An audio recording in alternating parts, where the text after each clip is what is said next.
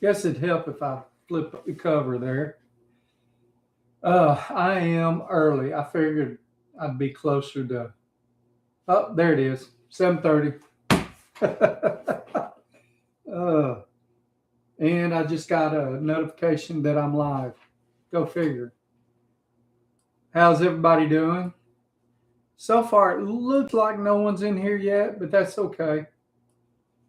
Uh, Come on now. My the window won't let me get it right. And I did download what was recommended to me a few weeks ago, but I haven't started using it yet. Power Windows or something like that. I downloaded it, installed it, haven't started using it yet. So maybe I'll figure it out and start using it.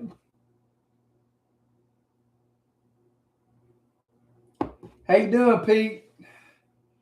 How's your week been?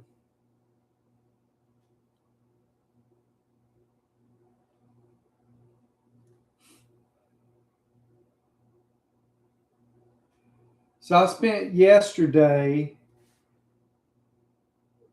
straightening up the room. It may not look,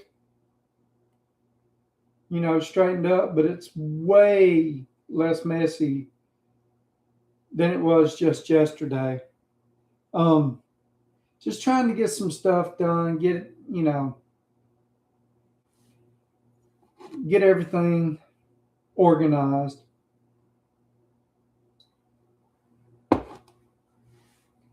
Uh,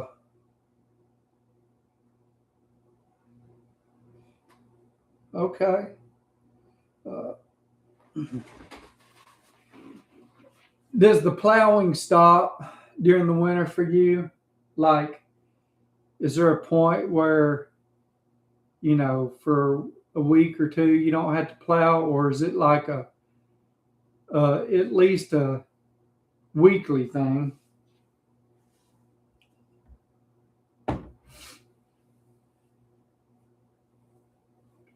Who else we got in here? It shows we got two people.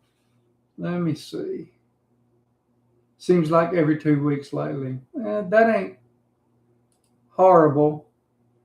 Participants. It's just showing me and you, Pete. Excuse me. Hmm. I, I knew better than to eat an extra helping. The wife made pizza on like sourdough bread, and it was delicious. My stomach is not happy. I knew it wouldn't be. But so anyway, I got all this kind of straight. There's just a couple of little things left to fix, and hopefully, let me figure out. Okay, got to move this way. You see, I'm using some Husky build out stuff right there. I'm working on the stand for that, or the table, whatever you want to call it. Um,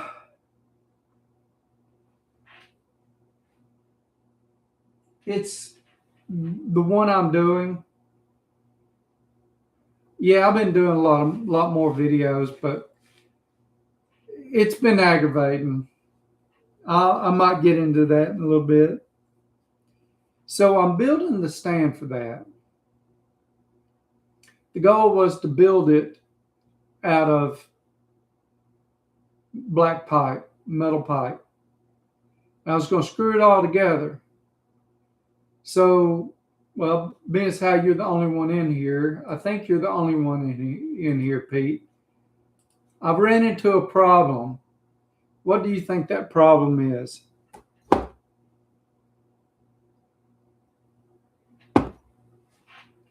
I was using fittings and screwing it all together. What do you think that problem is?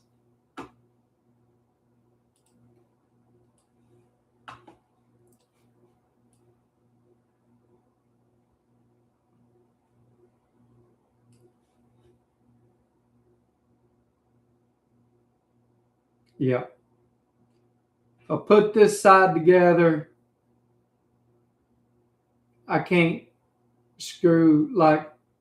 I can't screw everything together.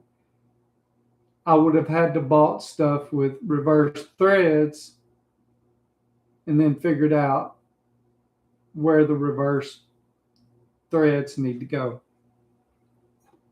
I don't know why I didn't think about that. I know how I'm going to fix it. I'm going to fix it with a grinder and epoxy. But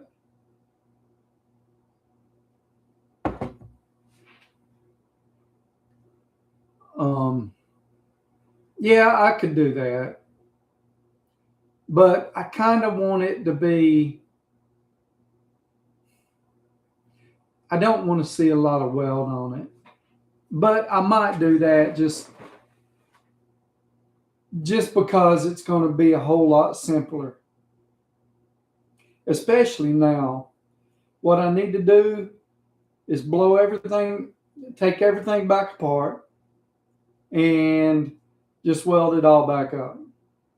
That's what I need to do. And that's what I'll probably do. Because I wasn't able to, what am I trying to say here? Some of the stuff just would not get as tight as the other. So let's say I tightened this one up and I got it at 12 inches. Well, this other one, I could only get it to 12 and a quarter. This one, I couldn't, and even though I thought everything was the same, I know the lengths of the pipe are, I'd go to loosen this one up and it would just be too loose. So now, granted, nothing was a quarter inch off, but some of them were 1/8 to 3/16 off. So yeah, I need to cut it and weld it. What I may do is cut it, but grind a part of the threads down so it'll slide into the fitting and weld it. It'll be a little bit stronger of a joint. It's just going to hold that up, and my little brown box.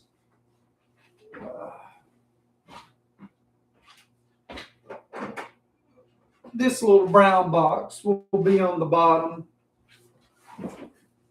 I don't think I've showed y'all this.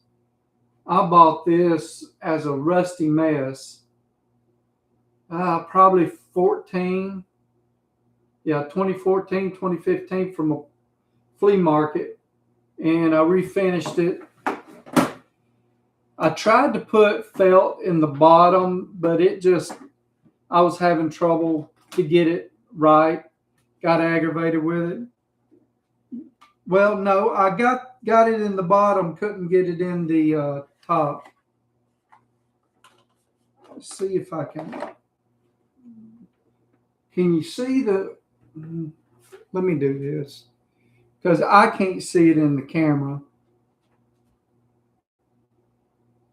And I had a flashlight in here. I know where it's at. So.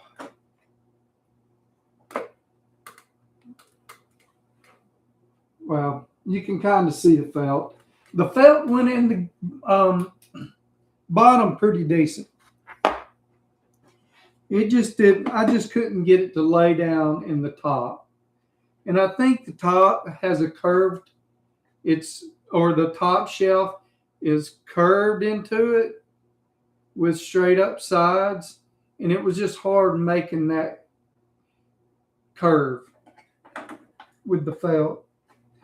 But I did this up and I gave it to my dad for either Father's Day or Christmas one year to put his knives in. So every knife in here, except for 2 or 3, were ones that I got back when Dad passed.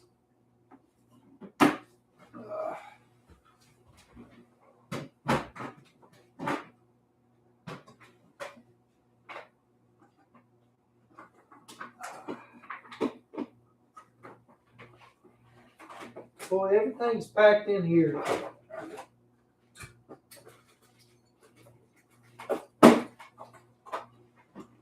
So also, when me and my brother were going through stuff, we get some of the stuff that we gave him. Some of the stuff we would, hey, you want this? Maybe I give it to him, but I thought it would mean something to my brother John, or vice versa, right? So we did a few things like that. I'll show you one. Well, one of the things is this pen reel. I haven't looked up how old it is. Let's see. It's a pretty decent reel. It works.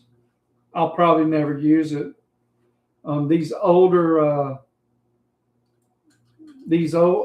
straight reel ones, man, they'll bird nest in a heartbeat.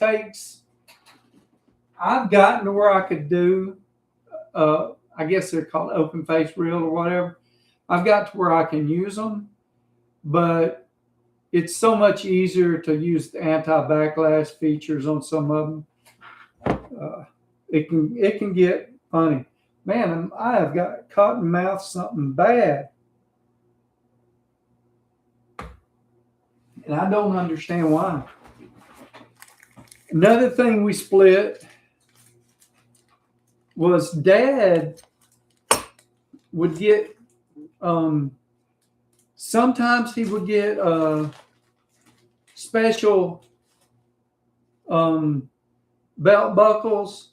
Sometimes they were normal, but like this was so he worked for Case. He actually the dealership where he worked was a corporate owned dealership. It was owned by Case. So they sent him to school every year up in Racine.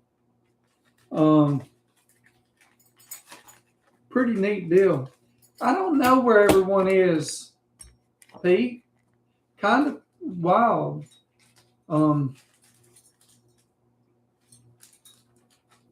This one's still in the plastic. It is number 1997 of 2000, made in the USA.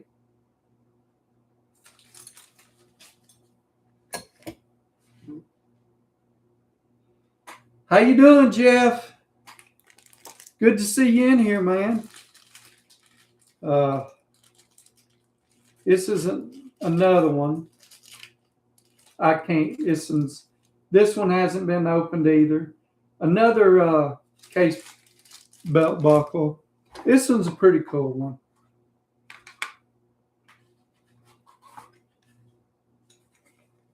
It's not limited edition, I guess, but it's in some places it's 24 karat gold plated. It's a pretty neat one. So you're redneck when you got a belt buckle collection.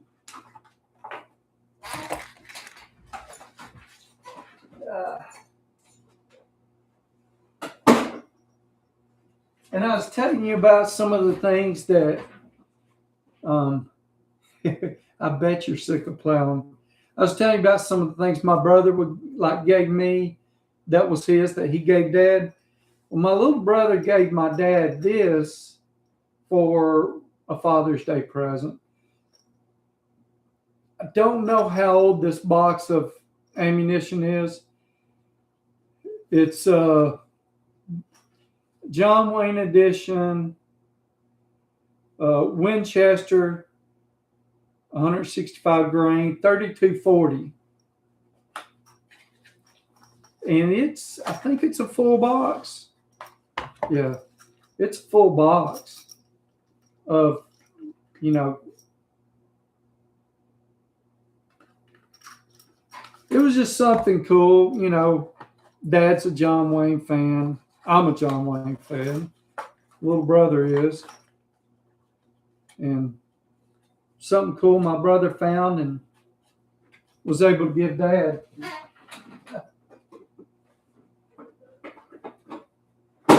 let's see. I won't bore y'all too much with this, but I've opened it up, so might as well show it. Let's see.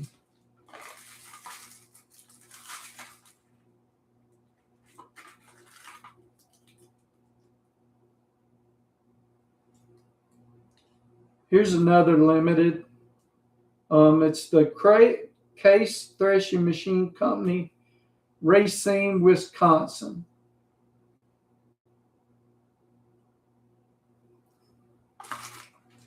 It's also got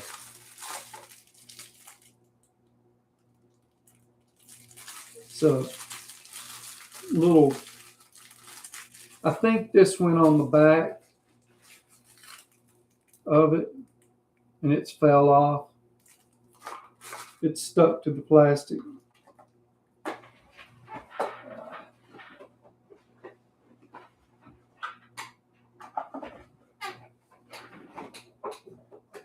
There's two knives in here.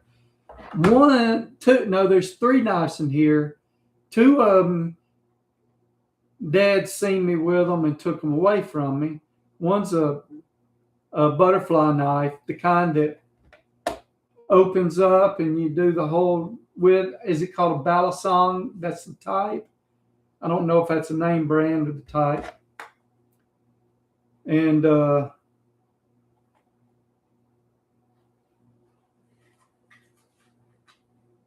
let's see.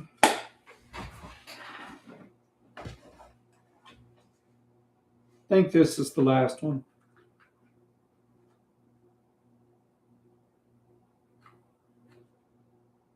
Yeah, this is another limited edition.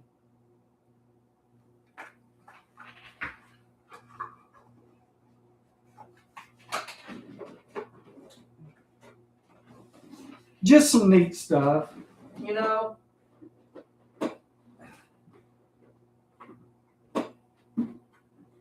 I don't have the other knife that he took away from me in here, at least I don't think.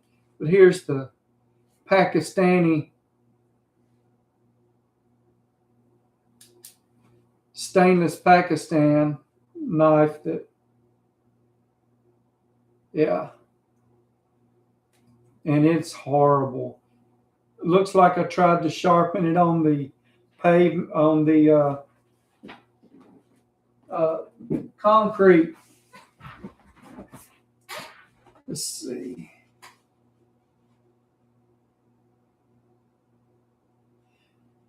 I don't know where everybody is, Jeff.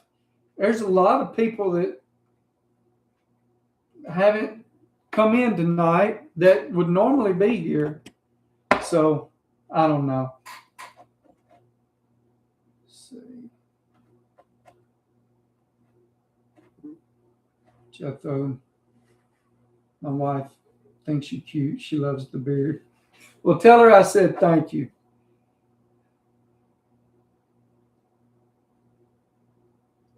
My wife likes my beard, but she don't love it. She would like it to be shorter. But we've got sort of a deal, you know. I don't tell her how to do her hair at all. And she likes it short and I like it long. I don't tell her how to do it. And she doesn't tell me how to wear my beard. But, you know, I don't know. I like it. I always wanted to grow a beard. I need to trim it. It's getting bad on the ends, and it is time to trim it. Tonight, y'all seen me drink this a few times. It's the Applewood Rye. This is one of my go-to bottles. That's just, if I don't know what I'm drinking and I don't want a surprise, I can get that, and it's great.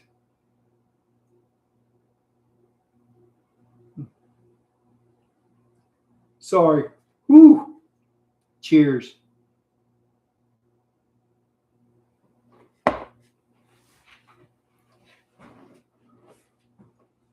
high school shop teacher, John Wayne fan. Remember him having a cardboard stand up of him?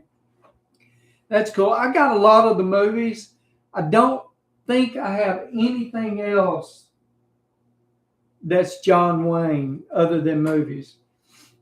Um, Back when DVDs were and then Blu-ray were super big, I would buy these special edition, just wasting my money. But anyway, so this week, I know I haven't done all of my videos, but I was able to finally, I've been able to before, but I finally changed the batteries in my truck. One of them was toast. One of the batteries, like 10.5 volts, maybe. And then when I hit the switch to test it, the needle would bury itself. I got the old style, you clamp it, and then you push the button and the little heater coil heats up. So, man, that stuff stinks. But anyway, it bottomed out, but the other battery was good.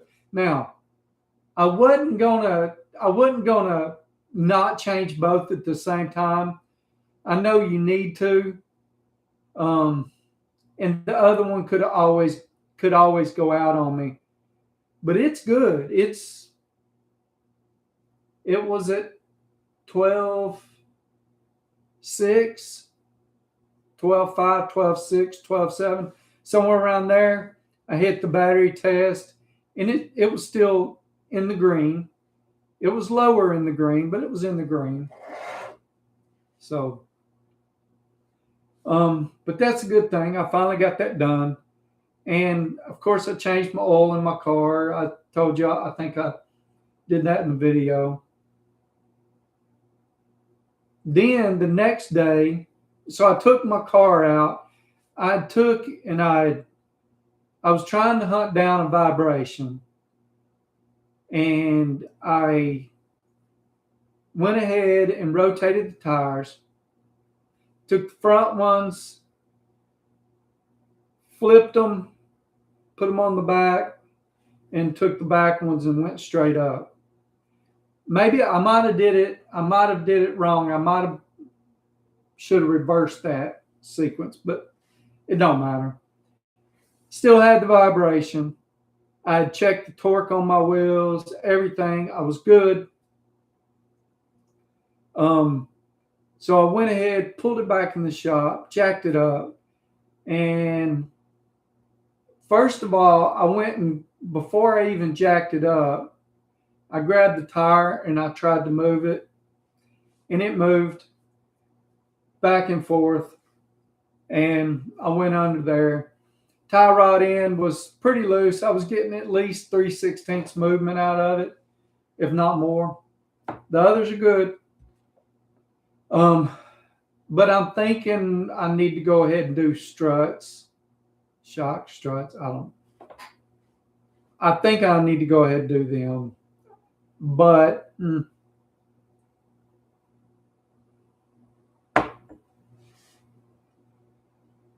apple flavored pop, Fireball, trouble taking off the shoes, settling for the night, watch your live shows. That's cool. Well, it's good to have you here, Rob. I appreciate you coming anyway. You know, I understand. Y'all got lives. You know, sometimes I have to schedule stuff on Sunday around this because I have to be here or we won't have it, right? Y'all don't have to, okay? But I really appreciate y'all showing up for me. I've, got a solid group of regular viewers, and I appreciate that.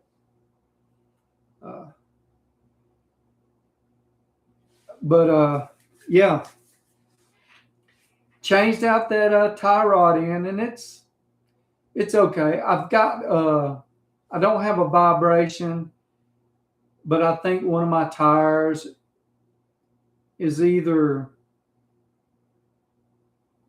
it's doing the dun, dun, dun, dun, dun, dun, dun. So it's either slightly out of round, got a flat spot, because I did let it sit for, it was sitting for a week and a half or so. Got a flat spot, or it's out of balance. Could also have a bad shock. So, yeah.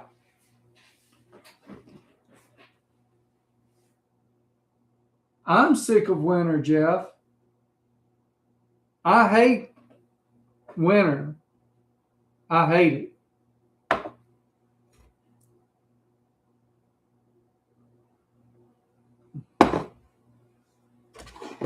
The cottonmouth is killing me.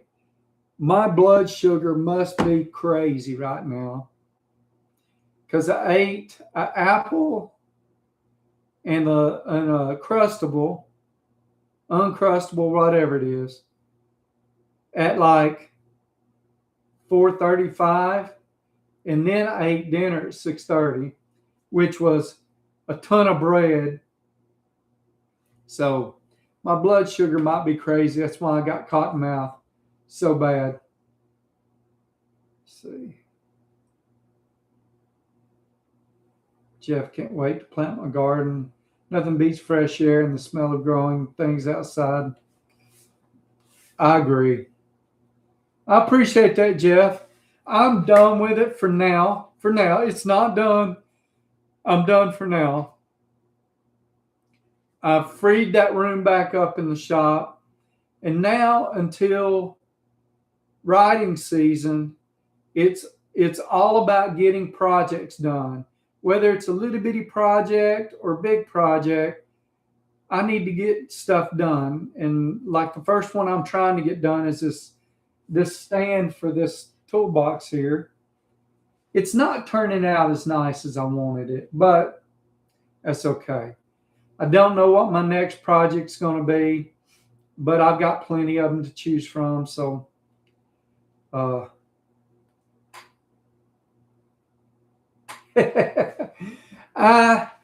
don't have it filled up, but I've got, actually, I haven't put everything in it because I'm doing it in steps and trying to, what is it? Get videos, good video of it. I've got 4 or 5 videos that I'm working on that I missed something and it doesn't make sense, or like, so Duratec battery powered ratchet. I think it's Duratec. It was great. It worked awesome until I changed the batteries in my truck. And the battery hold downs and the battery terminals had 10 millimeter nuts on it. I don't know what size the thread would be. It would probably be what, an M10? I don't know. But anyway, 10 millimeter nuts, and they were lock nuts, Nylocks, right? 2 of them were a little hard to come off. But that thing, it ripped them off. And it put the first 2 back on. And then I went to do that. I had 2 Nylocks that were tough coming on, going back, coming off and going back on. On that second one that was tough going back on, it started. You know how impact will do when it's in that deal where it's not impacting, it's just way too much for it? It started doing that. But it's no tighter than it was fooling with before. It's ruined. It's not worth a flip anymore. So I was going to do a video on it. It was great until it wasn't. Now I can't really do that video, or maybe I can do a little bit of it that I've already got done. I can do a little bit of it and set it, and then interrupt and say, hey, I've been using it for this long and it crapped out on me, you know. And I don't mind telling people about crappy tools I told y'all about the vessel ratchet. It sucks. But yeah, it's hard to record a video today. And then I've got one I need to do on something, the Baco set that ain't worth a flip. And I did a video on it, and I need to do another video on it saying, hey, the ratchet on it, everything's pretty. The ratchet on it is not worth a flip.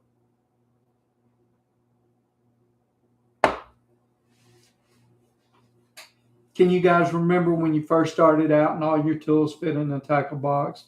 Yeah. Yeah. And when I got my job at Altec, I worked for Altec, Alabama Truck Equipment Company.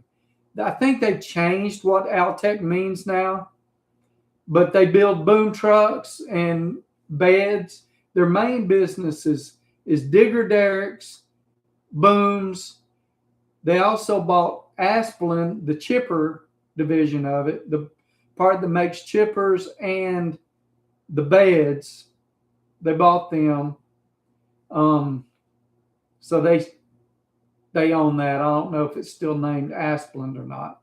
But anyway, when I first started there, Dad gave me a box, and it was the cantilever style, except it didn't have the cantilever trays. Does that make sense? But it was big. It was about this big, about this wide, and about that tall. It was a nice box. I kept everything I needed at the time in it. I moved from that one to the machinist style boxes.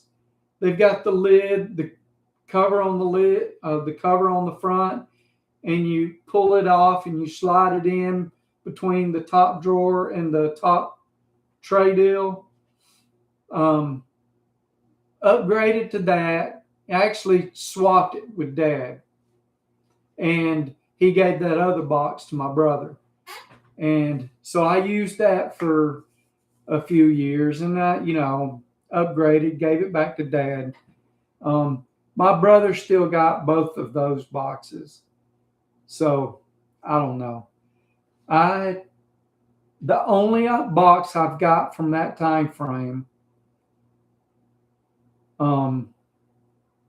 still is a machinist box that is it's a proto machinist box. It's the brown crinkle finish.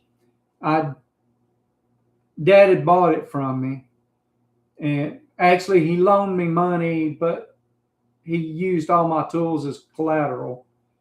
And he gave me way more than my tools were worth. But I got that back when he passed. So, that's the only thing I have left from the early 90s. The only box I have left from the early 90s.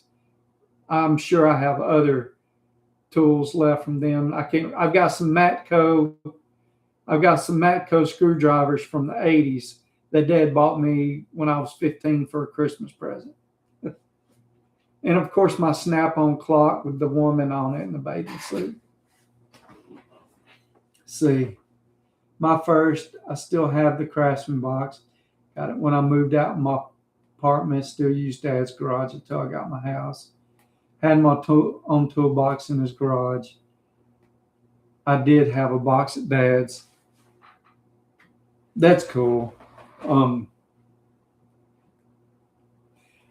I need to hurry up and get Dad's box, his big Snap-on, cleaned up and right. And see, that's another project I've got.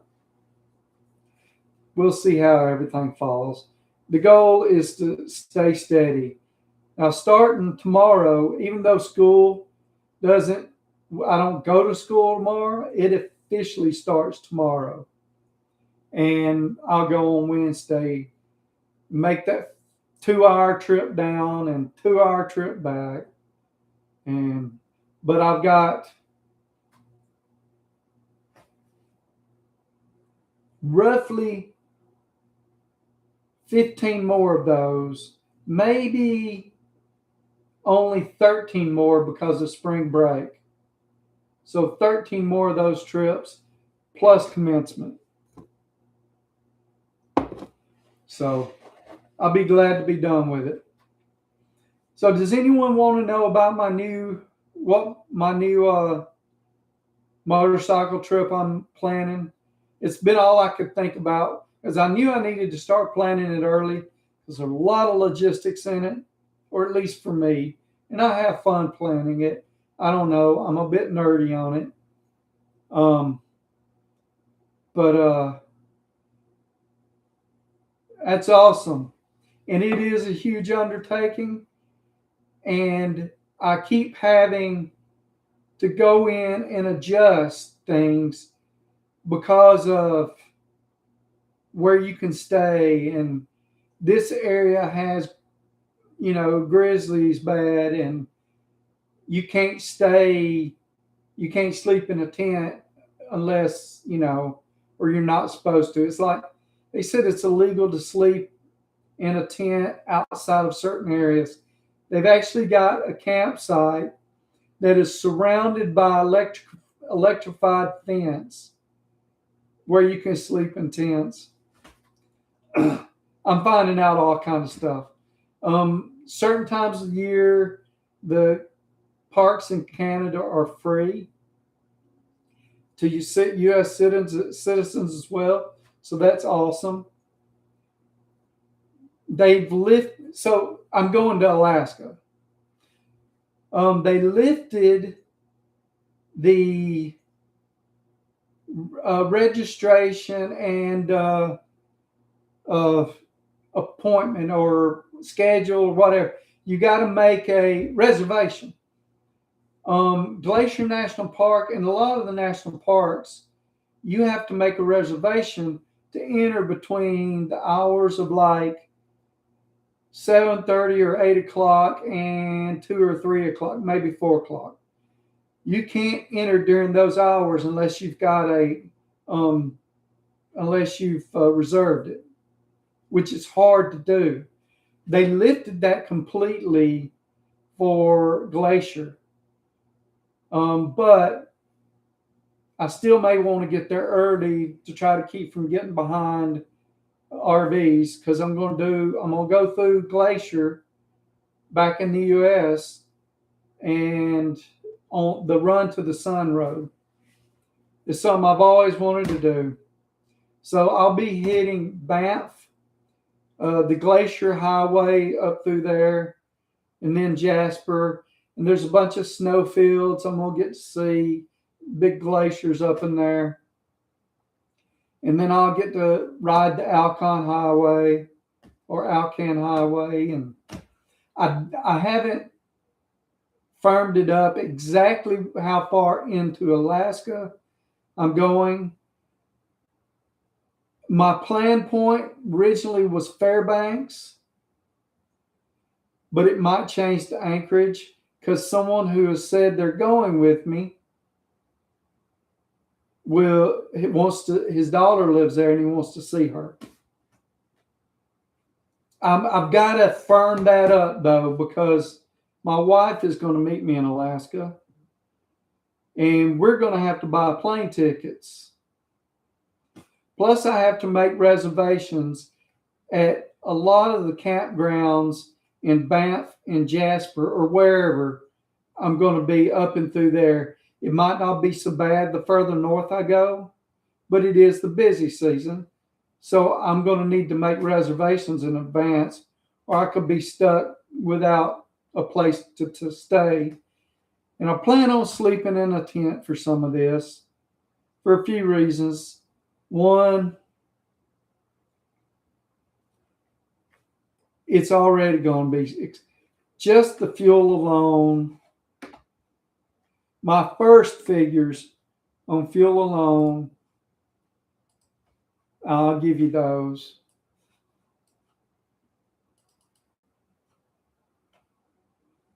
at 8,300 miles, I'm up to 9,400 miles now. It's no longer 8,300 miles. At 38 miles per gallon, which I could get better, but best to. So I'm looking at $1,000 on fuel, which it may be even higher than that because in Canada, it's like up to $2-3 a liter. Multiply that times 3.6, and it can get expensive. So I'm going to be gone 30 days at least.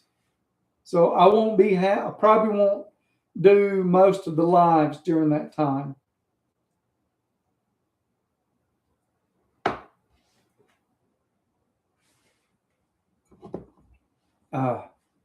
But anyway, yeah, that's it.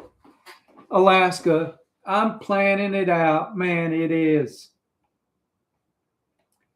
Trying to plan it, it's something. There's a lot to it. We'll see. I don't want to wing it. Winging it would mean I would have hard deadlines. I'm still going to have hard deadlines, but if I have a hard deadline and I don't prepare properly, and I can't make that hard deadline, like I can't get to this place where I had a reservation, I lose money. And that almost happened to me while I was in that situation last year.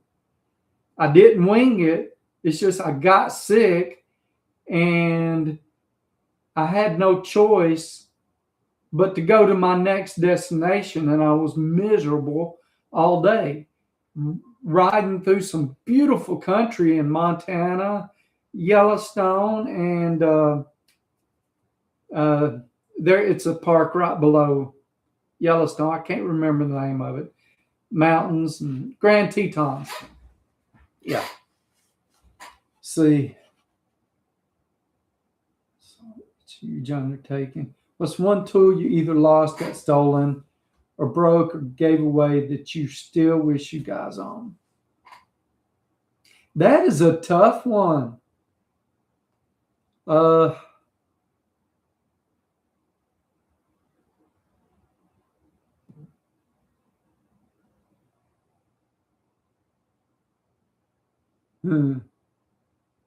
don't know. I might have to think. I might have to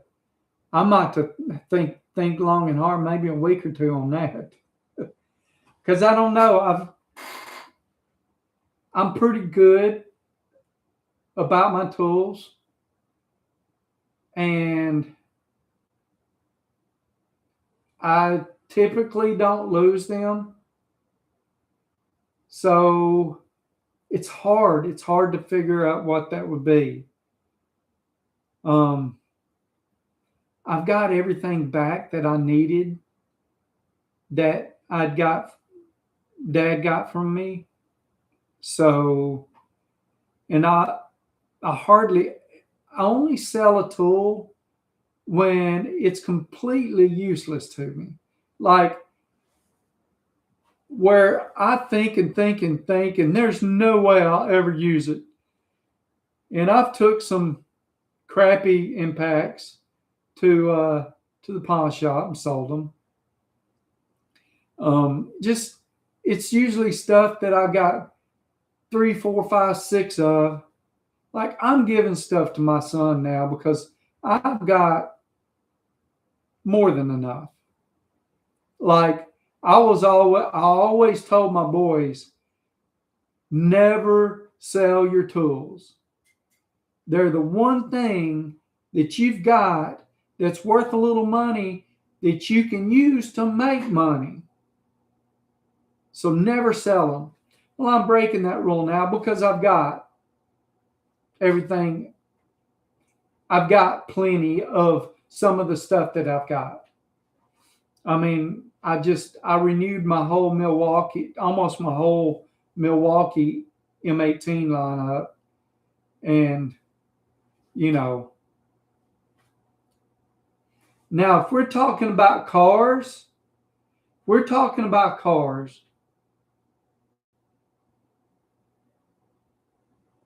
there's two. One, 64 Chevy stepside, small window, but it had the tire dent in the wheel well.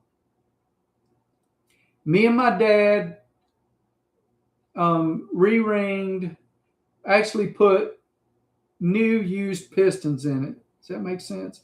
It had run hot and they galled the pistons. So Dad found some used pistons somewhere. I was like 20 years old or something like that. He found some used pistons in them, and we put those pistons in, brand new rings, rod bearings, main bearings, new gaskets, put it together, and we get it together. Oil pressure's great. It warms up. 0. The gauge goes to 0. Needed to have replaced the cam bearings. I didn't know. Dad, and so I drove that truck like that for a couple of weeks, but I was scared of it. Didn't want to break down on the highway. I lived 20 or 30 miles from work. I couldn't afford to lose the job. So I traded that truck for something else. It had good tires on it. I just replaced all the brake pistons or the slave cylinders.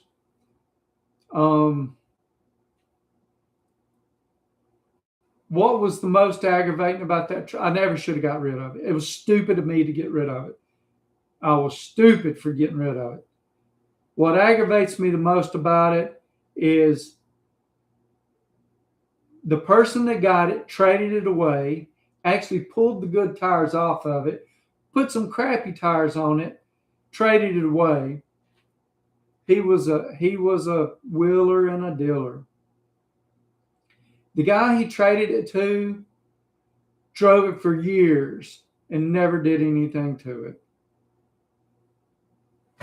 Just, it is what it is. And the other one is my Mustang.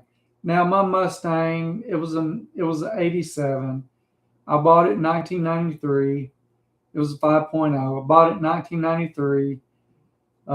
I sold it after having it for a few years. It was broke. Transmission was bad. A few other things. Couldn't afford to fix it. I needed the money. I sold it. I bought it back about 4 years later.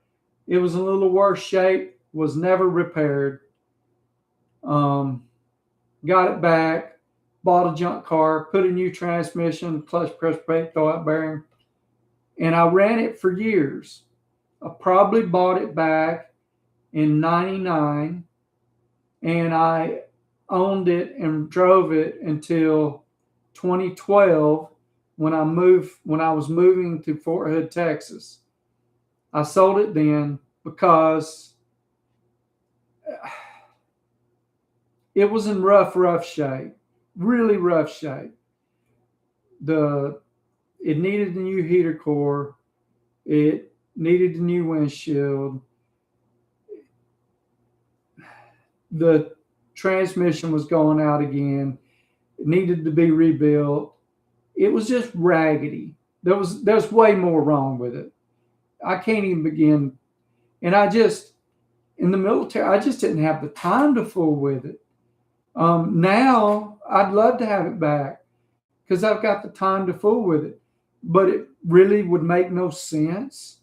Even if I could get it back for what I got for it, it wouldn't make a lick of sense for me to buy that car back just for nostalgia.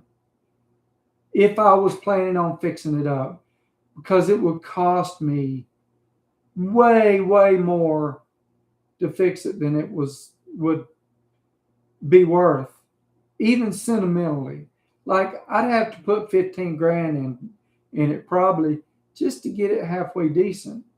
And that's with a semi-okay paint job. So it is what it is. Those are the two that I really, really wanted back, or wish I wouldn't got rid of them. Let's see. Can't even imagine that trip. My Ninja was unbearable after 2 or 3 hours. I understand.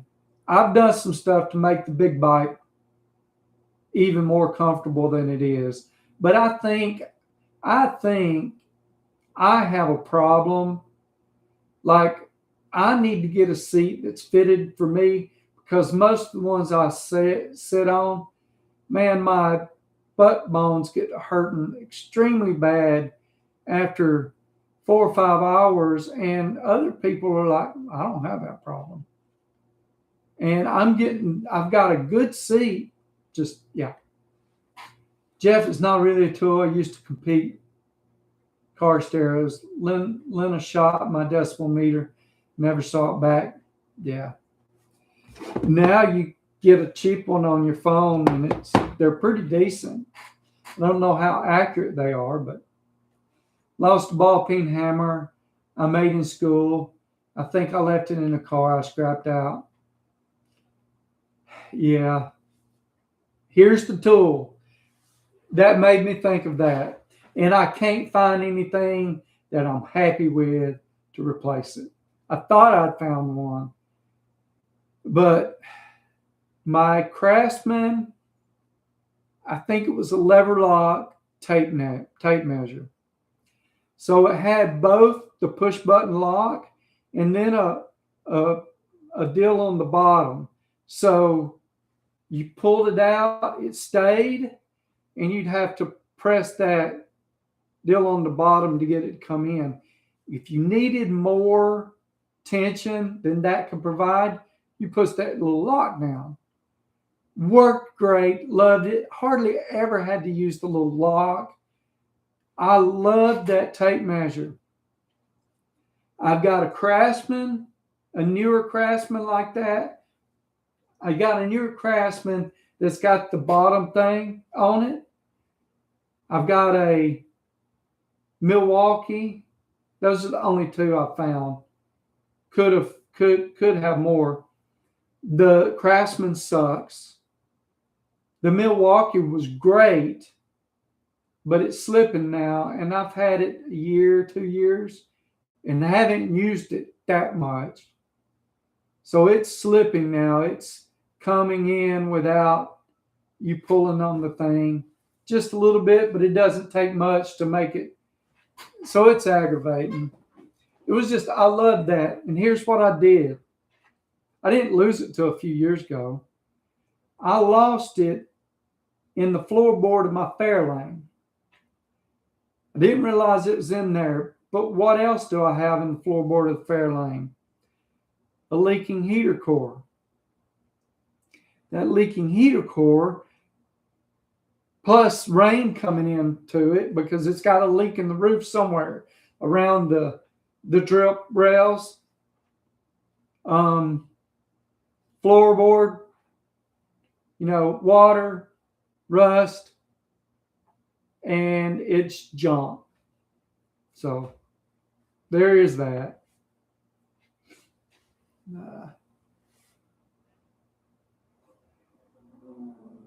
I've wrecked too. I'll get back to that in a minute. Fortunately, not many. I've had about 20 vehicles, most of them rusted out. I sold them, the rest I still have. Never had an accident or deer hit. I had some 12-foot Stanley lever lock tape measures like that. Yeah. Okay. Accidents. My first real accident was when I was about 17 or 18. I had a 81 model F100 pickup. This was in 1989. I took it out after having it about 3 or 4 days and went down a dirt road called the Narrows. And I was playing around and went around the curve, and it got away from me. And I went up on an embankment and come back down. I tore this truck up, but it didn't do anything in the bumper. Probably did some damage underneath, like some, front end ball joint, all that twist, something in the steering somewhere. It probably did. But then I wrecked it again by playing around after school, taking my buddy home, and we decided we were going to throw a Coke bottle at a hornet's nest right beside the road and then take off. But dummy James wanted to keep looking back at it to see if we hit it and see what it, and I ran myself off the road. It's stupid, just stupid. Y'all like how I just put all my dumb stuff out there? It was stupid. Golly, man. I'm still ashamed of that. And I lied like crazy to my mom and dad. I gave her a description of a vehicle that run me off the road. Like a real good description, right? This wasn't a vehicle I'd ever seen. It was a figment of my imagination.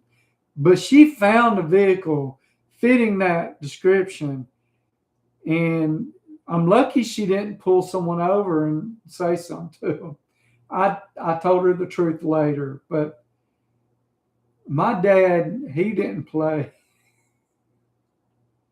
I was scared of my dad. I love him to death, and I deserved what I got. I believe in corporal punishment. Don't believe it's always the right thing, but I believe in it. Yeah. My next accident, so it didn't total that truck. It just banged in the fender. Ended up trading it away for a Nissan. Everyone was big into mini trucks, and this was a Nissan pickup. A little bit older, a little bit right. It was still looked like the Datsuns. So my next car that I wrecked though was a brand new Escort Pony. And that thing cost me owning it and not owning it. It was ridiculous. It was ridiculous. I recommend everyone buy gap insurance. If you're buying a new vehicle and you're buying it anywhere near retail, even if you're getting a good deal for it, unless you're getting a steal and you know that it's not going to lose so much when you get it off the lot, you can go turn around and sell it the next day for more than what you paid for it, get gap insurance. I haven't been getting it lately because usually my vehicle, I get a pretty good deal on it and I could sell it usually without losing anything. So there's that. Had about 20 and I've had some awesome story, James. I try. It is fun though. It's fun reliving those experiences. I learned from it. I learned from it. It wasn't just don't look back at the hornet's nest, You learn peer pressure and wanting to, show off or whatever, all this stuff in front of your friends. It'll cost you. It could cost you pretty big. And that second wreck with that pickup, I did mess the front end stuff up on it with that wreck. but I never replaced anything. I just run it till it wore everything completely out. The right fender was caved in. The bumper was messed up. Ended up pushing up against the tree until I pushed it back in place.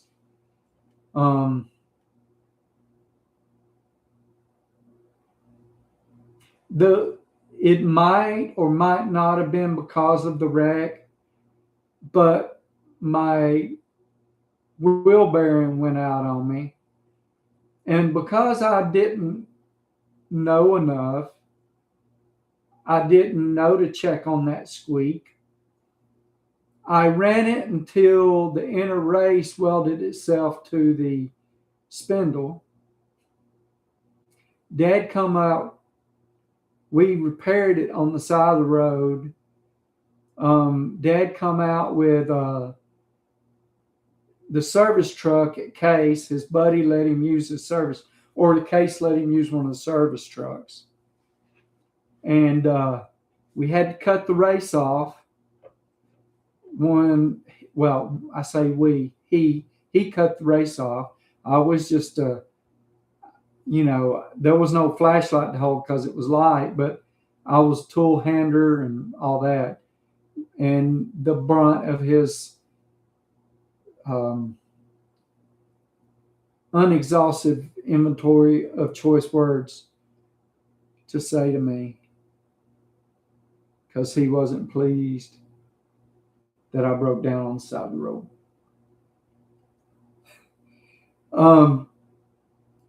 He nicked the spindle with the torch. Got some emery cloth, cleaned everything up. I think Rolock wheels had just come out, and he cleaned it up a little bit with it, and then some emery cloth. Like a little air powered, went and got a bearing, put it back together, and it was good. I mean, there wasn't nothing wrong with that. And that's one thing that didn't have to be replaced on it after I sold it. But every ball joint, tie rod ends, all of that had to be replaced. And the other wheel bearing, because it never got replaced.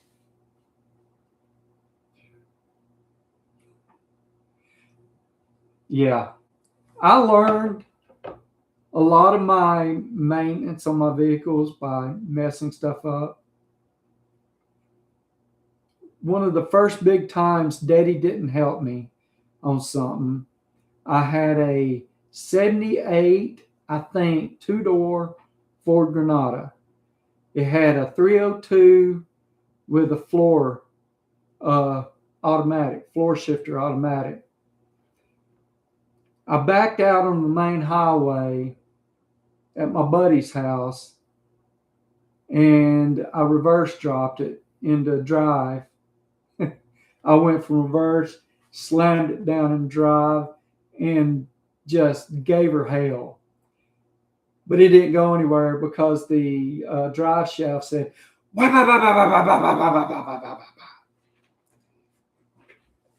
that driveway that drive shaft, it's a little different than normal drive shaft. It had this big counterweight on it.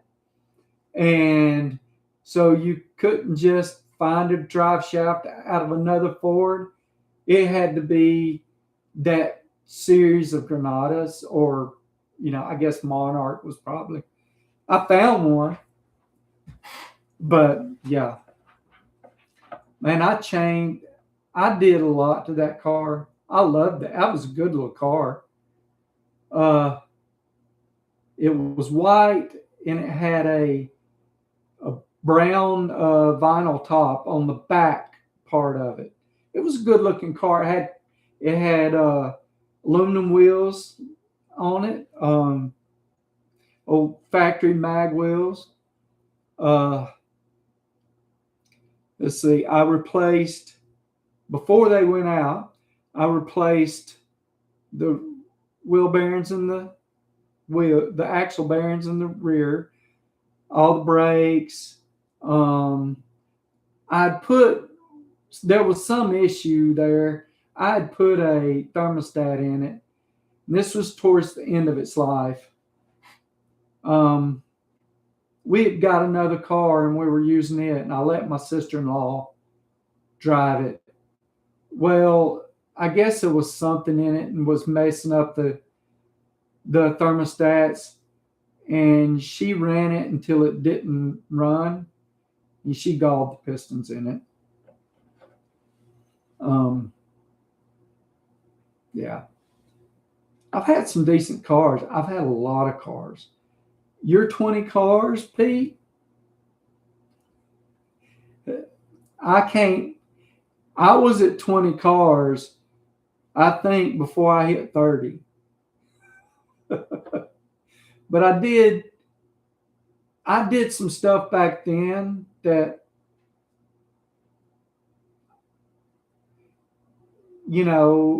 would be something I'd be doing now. Buy a car, project car, except I couldn't afford them back then. I had at the same time, I had a 69 Chevrolet pickup, a 78 or 77 Cheyenne, a 66 Ford LTD. I think it was LTDs, 4-door, a couple of other cars like that. And they were all in different levels of disrepair that needed something. Like the LTD had a bad block, but it had a 390 in it. So it might not have been 6, I don't know. But it was a nice older car other than it being a 4-door. Yeah, I probably had over 20 by the time I was 30. Yeah. And a fair amount of them ran. I mean, before I was 20, 1, 2, 3, 4,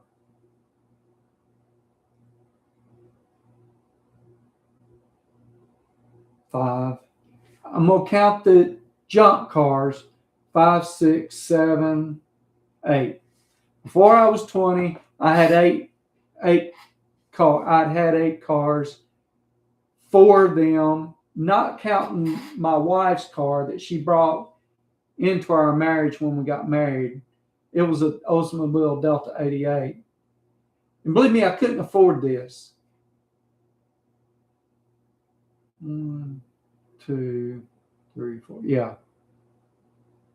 So 4 cars that were good, and then another 6 that wasn't.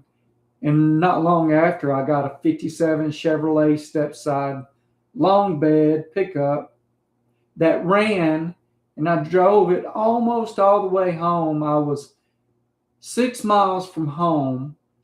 I got it from my father-in-law, and he did me right on it. It wasn't, we knew, but I was almost home, and the clutch went completely out on it. It wasn't going to go nowhere. I mean, we're talking, it wasn't nothing but slippage. It wasn't one of these deals where I could have started it in first and, speed matched it and, changed all the gears. No, the clutch was gone. So, yeah.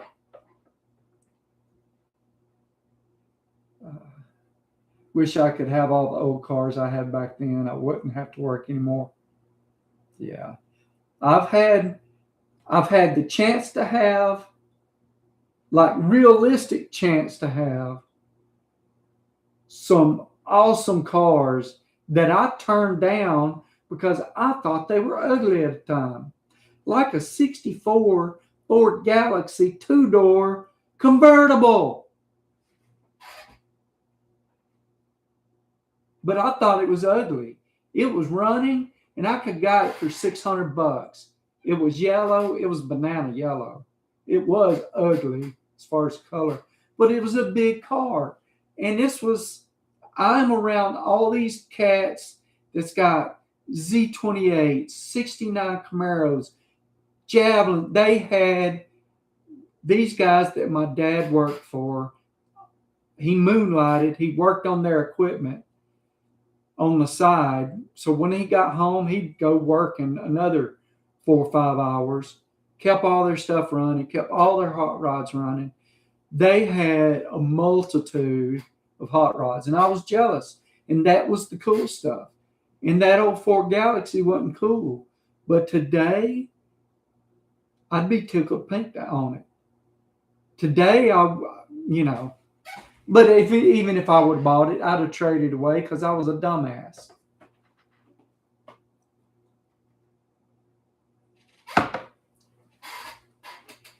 When I was young, I bought used cars for $500. They would last a year or so. Now junk cars are $5,000. I agree. Just 3 years ago, I could, and I'd had the idea to do this. I could buy these early 90s down to early 80s Ford F-150s. I could buy them for $1,000, $1,200 all day long running. And I thought about buying them, and the ones that even didn't run, buying ones that didn't run, replace stuff, make them nice, and flip them. Make $300-$400 on them. And I did one. I didn't make that much because the kid up the street needed a vehicle, so I sold it to him for what I had in it. Ain't I nice? This was just 5 years ago or so. It was a nice red F-150. I think it was the first or second year of the fuel injection. So it was probably 87, 88, had straight 6,300 Granny 4-speed, with first being Granny. Good truck. Smelled a little like chicken shit on the inside. It had been used on the farm for a little while. But, a handful of air fresheners, 2 hands full of air fresheners, and might be okay. I didn't have it long enough to work on cleaning it out stuff. I think I might have bought a battery for it, and I might have did some brakes to it or something. I don't know. But I sold it for what I had in it. I think I paid $700 for it, put a couple hundred in it, sold it for $9, maybe $950, whatever I had in it. That would have been a good truck to keep. But I've got my 86 out here that I'm going to start working on as soon as I can get to it. I need to get it out of my way. I've got a battery for it because that's what I'm going to use the good battery out of my big truck in, because it needs a battery. And I pray that it hasn't set so long that the fuel pump has went bad in it again. And I hope the gas tank ain't completely rusted, because in 14 or 15, I put a brand new gas tank in it. I've had that truck since 2010, other than a short period of time where I gave it to my son. And he put some bucket seats in it, replaced the bench seat, put some bucket seats in it, and he cut the brackets out and welded the seats in so the seats don't move forward or back. And he's 6'4", and I'm 5'9.5", actually 5'10". First car was $250 in 2001. It was a shit box, went 130,000 miles. Awesome. That's awesome. One of my earlier cars was a 79 Toyota pickup, and I kept it for a bit.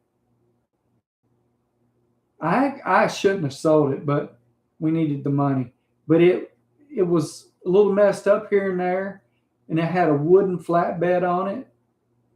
And I put this big, huge uh, toolbox on it that was homemade. I made it working at Altec, and so it was like this wide, about this tall. It was about this big, maybe 3.5, 4 foot wide, and it actually come up to my halfway in my back window. Had a diamond plate top. It was not aluminum, shiny aluminum. It was galvanized steel. And I got it for scrap price, where I think I paid $20. Gave, that's the way we did it. If we made a project, we just had to pay for the steel when we worked there. So yeah. But that truck lasted me forever, and I made money with that truck. That truck hauled 3 times its weight, maybe 4 times its weight in scrap metal, at least twice. But I carried off so much scrap metal, because I was jobless for a little bit. Cords of wood. I was even going to, there was some nice stone where I lived. Like, you could mine it if that's what, and you could go sell it. Well, I was going to do that, but I just didn't get around to it. I think I ended up getting a job driving a truck and didn't have the time for it. But I was jobless for about 90 days, but I wasn't jobless because I pulpwooded with my friend, and I brought home as much cash as I was probably bringing home working, except it was all it was all cash that I made legitimately and paid taxes on. Okay. First car was 72 Nova for $350. That's pretty nice. Is that one you wish you had back? Bring back the days when cars had ashtrays. Well, they were pretty good cars back then. Except when we had a car, and this was before car seats, I guess, or before they were a requirement. I don't know when the car seat was invented, but this was before they were required. And I'm sitting in the middle, and I think it was a Dodge Charger. This was I was not baby, but 6 years old. So that would have been 1970. It was a little older, but it was fairly new. So it's probably a 75. And this was probably 76. So it was probably either 74 or 75 Dodge Charger. And I think it had a 318 in it, whatever. But the cigarette lighter, when you push it in and it pop out, it will pop out. And it popped out into my lap. And somehow I got burnt. I don't know. I can't explain it because it was a long time ago. I just know I got burnt.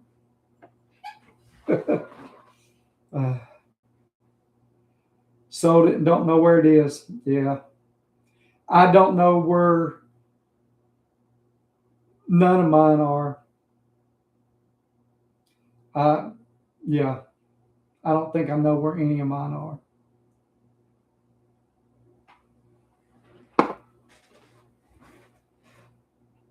I had a short time when I was young. Now, look, eventually I got in better shape financially, but there's a short period of time when I was young when I was making good money for the time, real good money. And I was able I had a real nice 1994 F-150 extended cab, long bed. It had real wood mahogany trim inside, real wood. It was thick. Um, had some nice aftermarket wheels, big fat tires on the back, ground effects. Y'all know the ones that were coming out back then. They're gaudy now, but they were cool as hell back then. Nice truck. I had one, but I was stupid with my money. Um, I was making 14.66 an hour. That started around 1992 and a half, 1993. And probably 1993, 1994 was when I was making that. And that was topped out before our yearly raises. And we had negotiated 10% over 3 years. It was 433. And that was typical for the contracts we were getting. And I could work tons of overtime. So, I was making good money for that time. Now it's nothing and would be considered a fairly low paying job, in my area, especially. Maybe not further out in the country, but in my area where rent for a 2-bedroom apartment is 12 to $1,500. Yeah. And I know that's not as high as other places. Uh, what was the first year where seatbelts were mandated for the? I don't know. I think it's going to be 66 or 68. I know my Fairlane is a 66 and it has seatbelts. It's lap belts all the way around. What is it, Jeff? Do you know the answer? Or were you asking us? Figured you was playing a game of trivia with us. But I'm gonna say, if I'm guessing, I'm gonna say 66. But if I had to take a second guess, I'd say 68. I wouldn't say 64.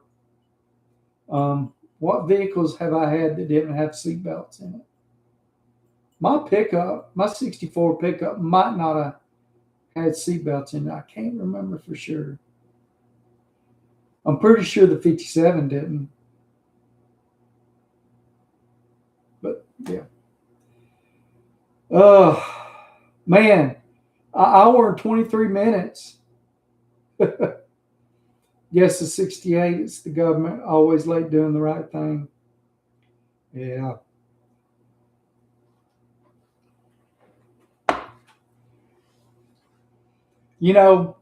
I'm semi-conservative, semi-libertarian.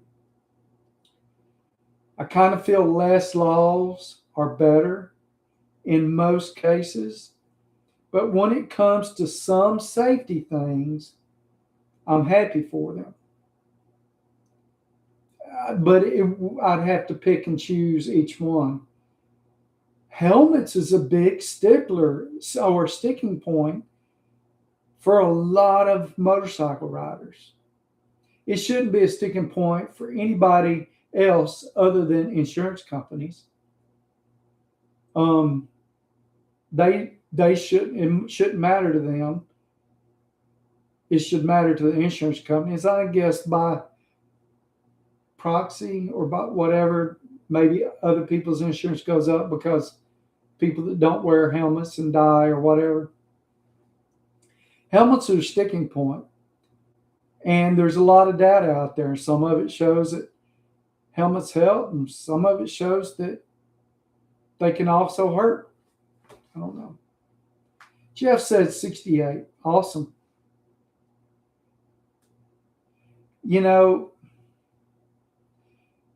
Like I said, I know my 66 has them, but yeah, 68 sounds right. Never got pulled over, always got heckled. Never got a ticket though. That's why motorcycle insurance does not have to cover health insurance in many states. Oh, I did not know that. Oh, hold on. Motorcycle insurance does not have to cover health insurance in many states. Hmm. Okay, I get that. In my mind, I was like, my insurance is going to pay, my regular insurance is going to pay for my hospital stay. But there is a part that, they, in my riders, uh, on my insurance policies, I, I don't know how much it is for medical or whatever. But yeah, there's stuff in there. Uh, Rob got a good job. Well, it is almost 9 o'clock, and I probably need to tidy some stuff up, start getting ready for bed, and yeah, thank y'all for watching. I really appreciate it. I really do, and I enjoy it, especially when I get on some good topics. And thank you, Jeff, because you're the big reason for some of the topics tonight, and it really helped me go because if y'all haven't noticed, I don't prepare for all of these. I have sometimes prepared and have some notes of what I want to talk about, but like today, I just come into it knowing I wanted to talk about that table and the work I've done this week. So thank y'all. Y'all take care. Have a great week. Have a great weekend. And thank y'all.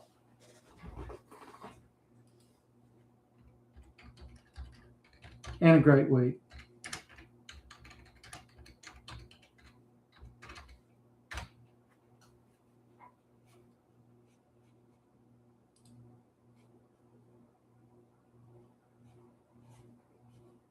I guess I don't know how to shut it off anymore.